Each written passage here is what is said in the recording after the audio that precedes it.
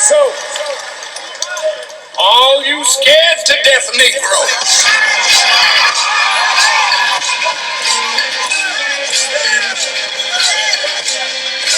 just sit down. Don't you come out to defend our enemy. You sit down and you shut up and tell your master to come on out and deal with me. And I'm going to turn it back over to Sister Mecca. Actually, I'm going to introduce the next speaker. Praise be to Allah. And I will start off with the quote from the Honorable Minister Louis Farrakhan, a very simple quote. And that quote reads, give me a minute.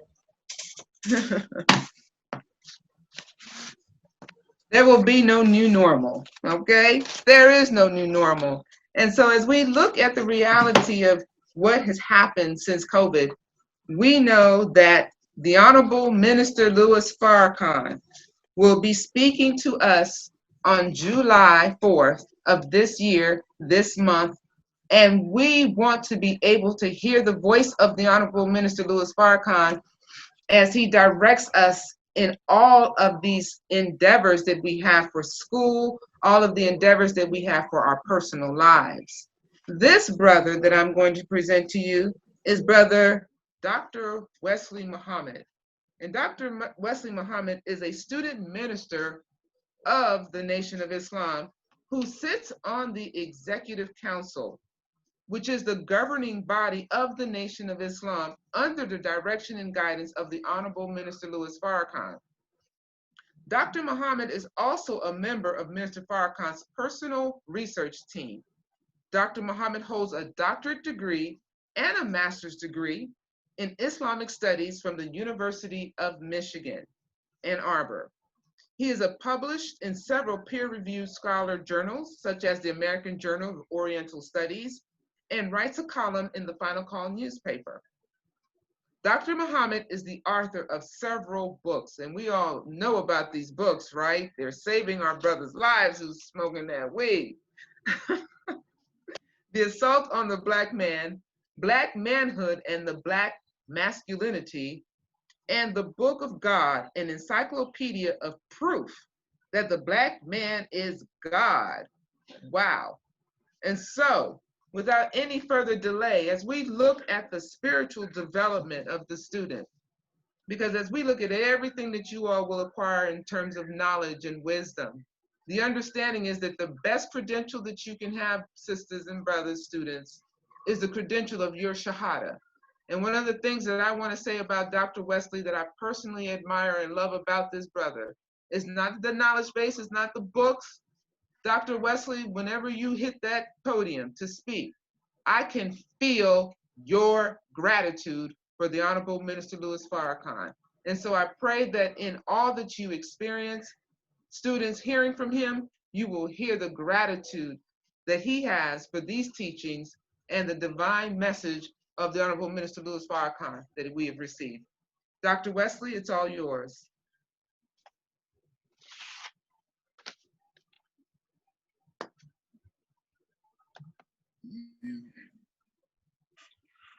In the most of Allah, who came in a person of Master Fard Muhammad, to whom all holy praises I forever do. I bear witness that there is no God but Allah, and I bear witness that the most honorable Elijah Muhammad is his living and exalted Christ.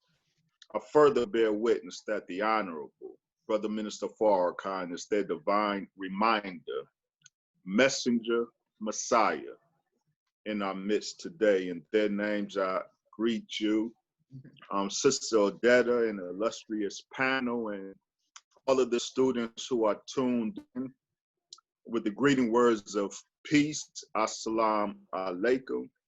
Sister Odetta, it's so wonderful to see you. I'm honored to have been invited to share a few words alongside these great Black minds of the Nation of Islam, and to share a few words to our college students. I don't for a second take that or this privilege lightly to offer a word or two, maybe even some guidance to the students of the Nation of Islam. Sister Odetta, when I see you, you know Atlanta and Sister Captain Nusayba, you know, Atlanta is my spiritual birthplace. And my heart always has a fondness and a connection to Atlanta. So when I see those who are in that womb with me in Atlanta, I'm always very, very happy. So I'm very happy to see you, dear sister, and I thank you for the invitation. I am profoundly impressed by what I heard and who I saw.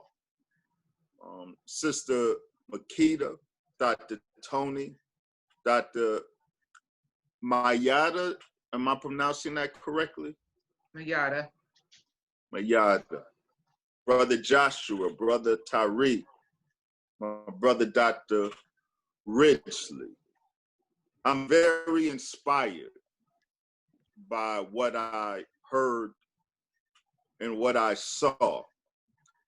Brother Joshua, thank you for your testimony. You said a number of things that resonated with me. The questions I was asked to offer some thoughts on: what should the demand for separation be to the college student? What should be the mindset of the college student? How to represent as a college student, how to represent the Honorable Minister Louis Farrakhan. Those are great questions. Brother Joshua, your words and your testimony inspired me. And what I see inspires me. I had a very difficult time as a student in the Nation of Islam. My years as a student, 1990 and 1994,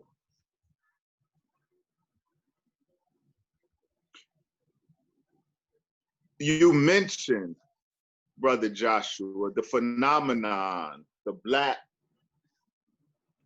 phenomenon, apparently, of minimizing the value of higher education. You pointed out how your white and Indian and other friends and associates, they don't express ambivalence in a sense regarding the value of going to college. But it's Black folk who say, well, everybody doesn't need college. Black folks tend to have an ambivalence regarding higher education that other communities don't have, or we have it, it appears, to a greater, much greater degree than others. Well, we in the Nation of Islam, we too have been wrestling with that question of the value of higher education. I had a very difficult time, as I mentioned, being a college student in the Nation of Islam. I got registered in the Nation of Islam as a sophomore at Morehouse College. It was not long after that, after throwing myself mentally and to the extent that my work would allow physically into the work, I was told by my first officer that I had to choose between being a student and being a soldier. That was the first that was the second spiritual crisis that I experienced in life. The first one resulted in me becoming a bitter atheist. That was the second spiritual crisis that I suffered in life, being told by a friend, but also a superior officer, that I had to choose between being a student and being a soldier. That really hurt me because at that time, there was great hostility to students matriculating in certain pockets of the Nation of Islam, certain areas of the culture of the Nation of Islam. There was hostility towards students matriculating, and it is no doubt because there's an ambivalence within our culture regarding the place and the value of the white man's education. And that ambivalence, it is not that it is unjustified. I would say that when the question is asked, what should be the mindset of the college student? Well, the mindset should embrace both our value and our limitation. I will, Allah willing, unpack that in the moment. But coming from that, where I was also told, again, reflecting the ambivalence and the negotiation that our culture, Nation of Islam, Black Muslim culture, is and has been engaged in the negotiation regarding the value of higher education.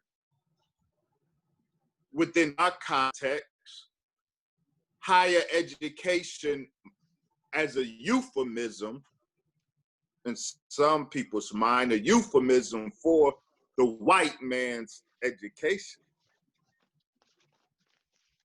I was told at a great study group I visited one time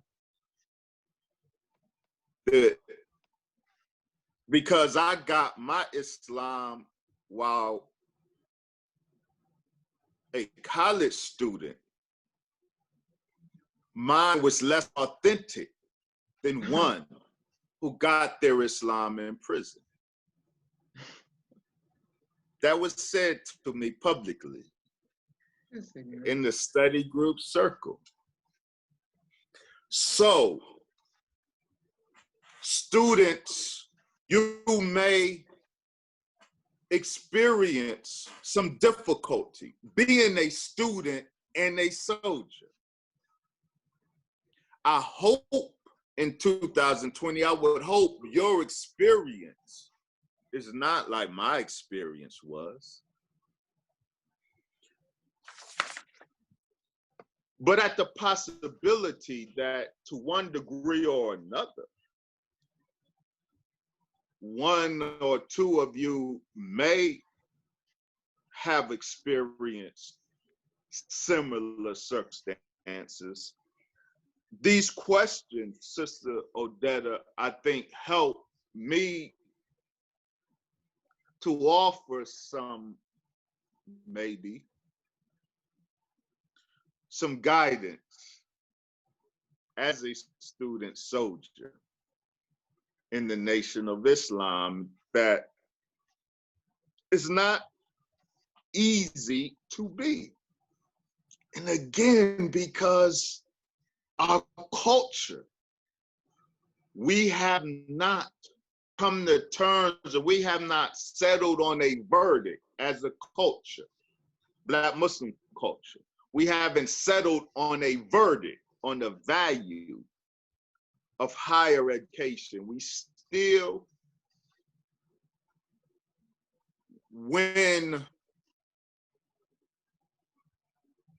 at certain times, we are still inclined to dismiss higher education as the white man's education. And there's some truth to that. What should the demand for separation be to the college student? The demand for separation, I think, should determine the college student's purpose being in college.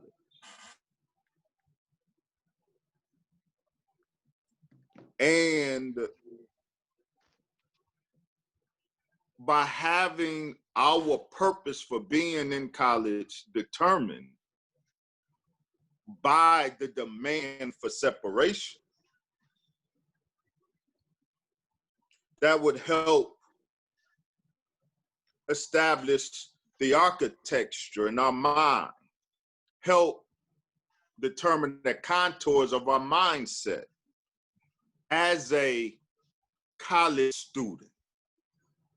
So, what does it mean that the demand for separation should determine our purpose for being there? Well, we've heard it from the great students and former students that have gone before. We in the Nation of Islam, our aim is to build a nation. And so as a college student, we should only be there for the express purpose of acquiring whatever knowledge, skill, and training is necessary and available to help us make a personal contribution to the building of our nation.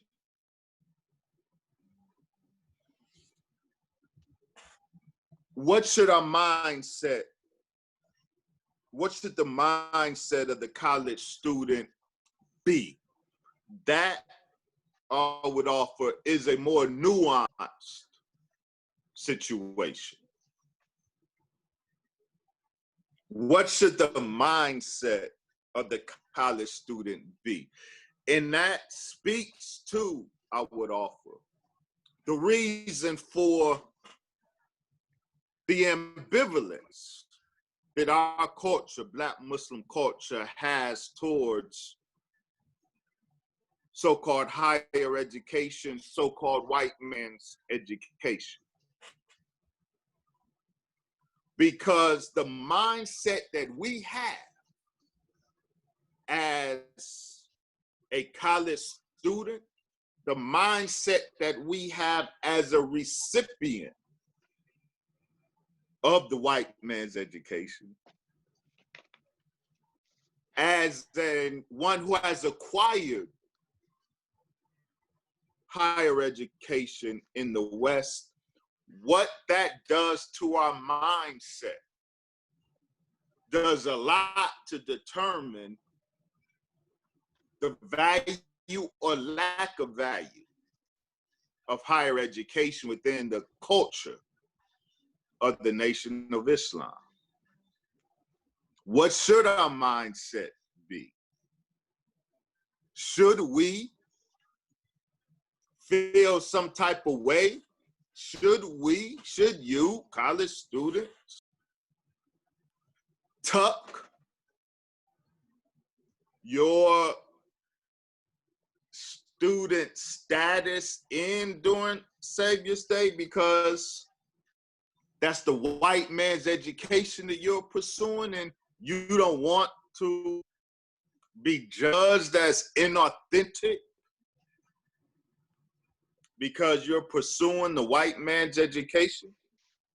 There was some of that pressure in my day for college students to tuck our student status in during Savior's Day and during the Holy Day of Atonement. I would suggest no. You absolutely should not tuck your status in. You should not be ashamed, nor should you minimize the value of your pursuit. And what is the real value of your pursuit? It is not the case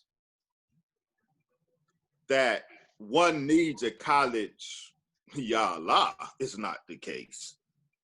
That one needs the college education to be a God. Absolutely not. It is, however, the case that one needs an expansion of his and her mind in order to be a God. Again, because I was so inspired by your testimony, Brother Joshua, forgive me if I make frequent references to it. But you articulated this false dichotomy that's out there that you bumped up against, the dichotomy between a Black Muslim as a goon, a security goon, versus the Black Muslim as a mind. And we must be clear. Man is God. Man is mind. God is on fullest display, not by muscles. The two most powerful human beings who have ever lived. The two most powerful human beings who have ever lived. Master Fard Muhammad and the most honorable Elijah Muhammad. Both small of stature, unassuming of frame. What makes them the most powerful human beings that ever lived? They have the most powerful minds that have ever walked this earth or traveled on this earth. God is man and man is mind etymologically. So there is no being God absent the feeding of our mind. It is not necessary to go to college to feed our mind, absolutely not. But those who are suffering the experience of college, because there is suffering involved, those who are engaged in that process, if you are there doing what you should be doing, then you ipso facto are growing your brain. So there should never be any shame in being a expander of your Black mind in the college setting. And in particular, the presumption is that you are there, not just to acquire general knowledge, because you did not have to enroll in school to acquire general knowledge, but the presumption is there that you are enrolled to acquire a specific knowledge. A specific knowledge. A specific knowledge that will be of great asset, be a great asset to the cause of Islam, to the building of the nation. Once you have acquired that skill set, whatever it is, and we should determine our course of study based on the value it has in the building of a nation. That's important. We should choose. I have, as I stated publicly, I got my degree in religious studies and then Islamic studies, but for a specific reason.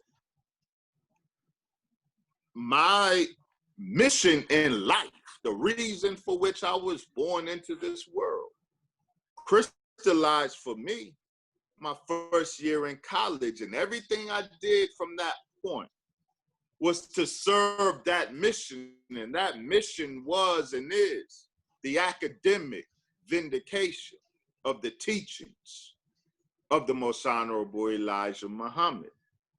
So I switched from pre-law, I was going to be a lawyer, to religious studies so I can devote full time to the study of the teachings of the Most Honorable Elijah Muhammad, so I could prove to the world that the teachings of the Most Honorable Elijah Muhammad is not religious doctrine, but is a verifiable body of knowledge. So I switched to religious studies and got the degree. I switched to Islamic studies, but I have said I would not encourage my children to go into Islamic studies.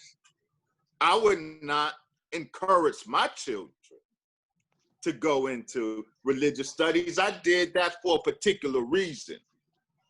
But in terms of the value of Islamic studies for the building of the nation, no, I would rather my son follow the footsteps of Brother Tariq and the scientists. I'd rather my son and my daughter be a scientist, be a microbiologist, than an Islamic studies scholar. So we have to choose our subjects based on their value, their nation building value. And so if we've done that, if we are a student on campus, expanding our Black God, feeding our Black God mind, and acquiring like a special ops, acquiring specific training and skill sets to build the Black nation, then we should never feel compelled to tuck that in. We should be proud of that, but proud with limitations. And the limitation is this. One of the reasons our particular culture, Black Muslim culture, has this ambivalence towards so-called higher education is because it has tended to produce the wrong mindset in those who have successfully acquired it. Even those of us in the Nation of Islam who have acquired it. We get our degrees, and that is good. It is no easy feat, and I salute all who have successfully done so.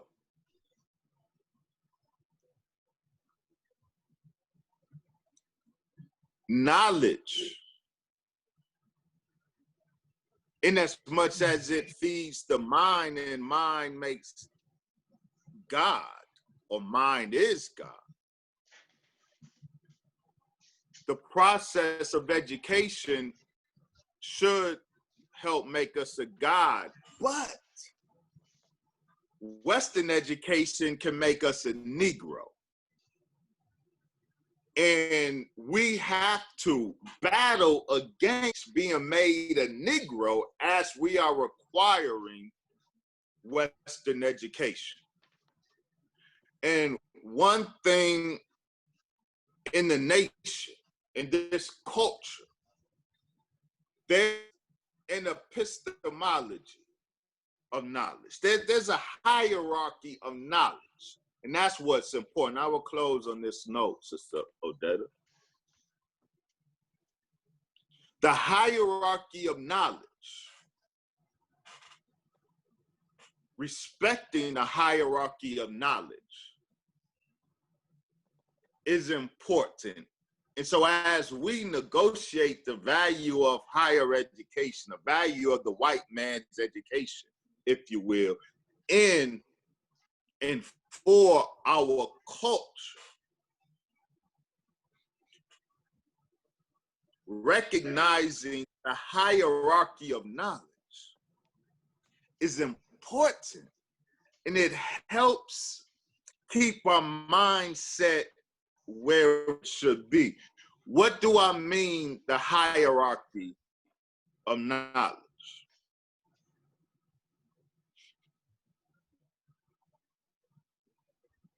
We have to always recognize, with all of our degrees, with all of our training and education,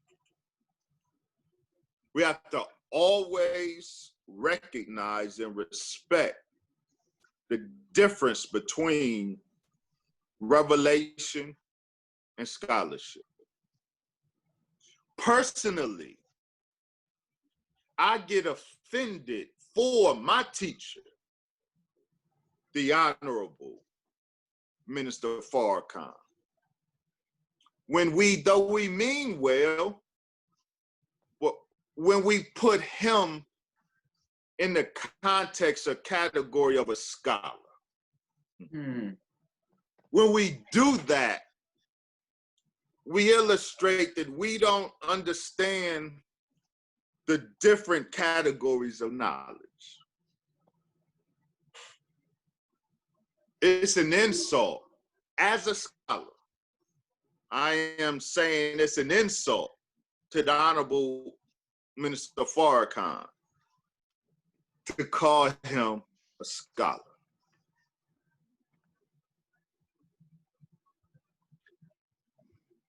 The difference between revelation and scholarship is that all scholarship, all of it,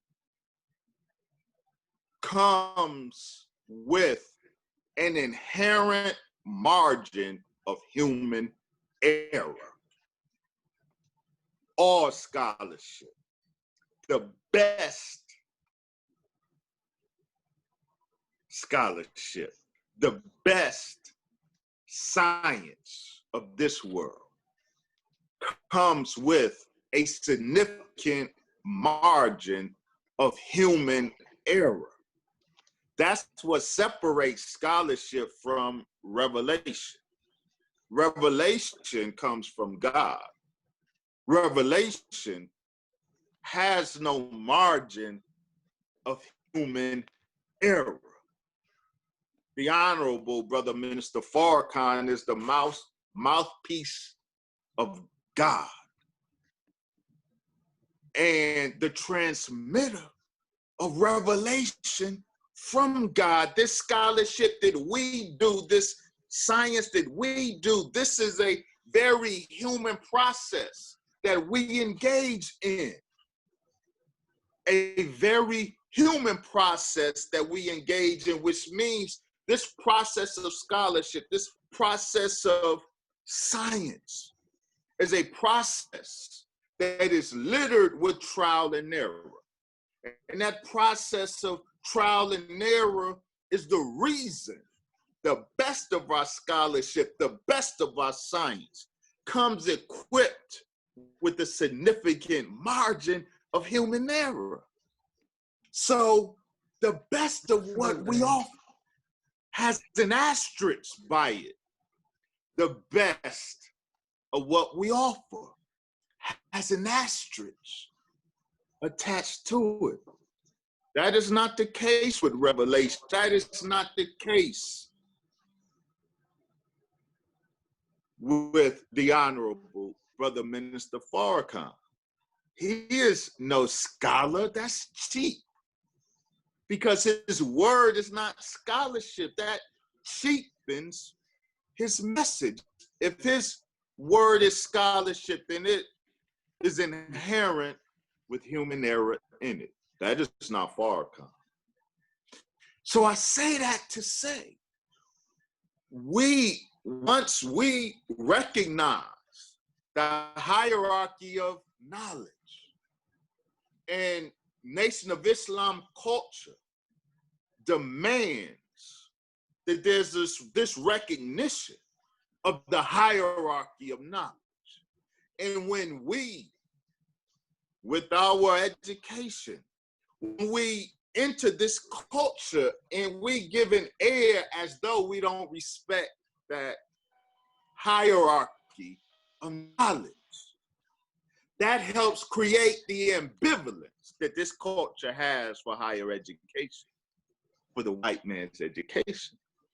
But if we can acquire the best that the white man has to offer in terms of his educational system, and we should, if we can acquire the best that he has to offer, all while keeping it where it belongs, all while keeping it in its right place, which is so far below revelation, then we can benefit from the revelation and we can benefit from education.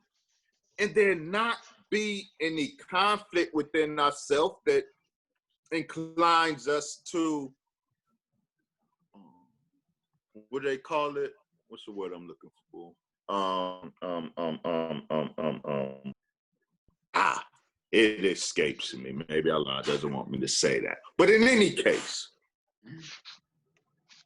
the schizophrenia that college students in the nation often suffer from, that schizophrenia that was induced in me when my first officer told me, you got to make a choice between being the student and the soldier. That set up a mental health condition in me. They would call it schizophrenia. It had to be resolved. But that's an unnecessary conflict, is what I'm saying. The conflict is justified if we don't recognize the proper hierarchy of knowledge. But if we, and so we offer our education as an alternative to or a competitor to revelation, then we got a problem. And some of us have presented ourselves to the Honorable Brother Minister Farrakhan with our education, with our degrees, very chesty, and as if we are exalting our education over his revelation. When we do that, that's the circumstance that creates and feeds the cultural ambivalence regarding higher education. But that's easily solved, and the ambivalence can be done away with, so long as we recognize the hierarchy of knowledge. Revelation is error-free. That's the Honorable Minister Farrakhan only. Yes, absolutely. Farrakhan.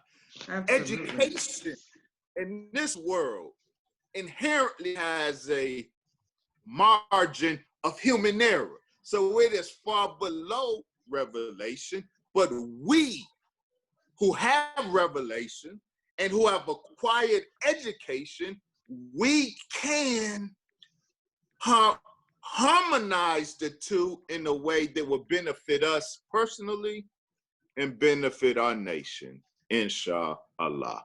Assalamu alaikum.